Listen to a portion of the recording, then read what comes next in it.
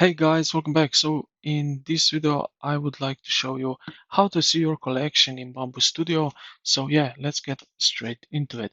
Now, first, what we are going to do is go to the Bambu Studio homepage. So here at the top left corner, you will see this house icon and click on that one.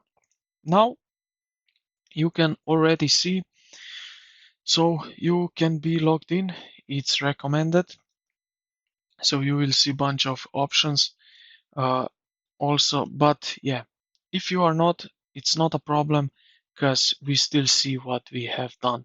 So we will select here, let's say, for example, recently opened, or we can also select here online models and type our name or something, and we can find what we have made.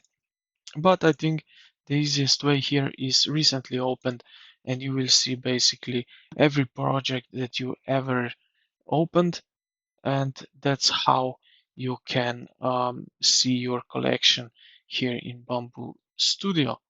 So I hope this video helped you out. If you did, consider to like the video and subscribe to the channel. Thank you for watching, and I will see you in the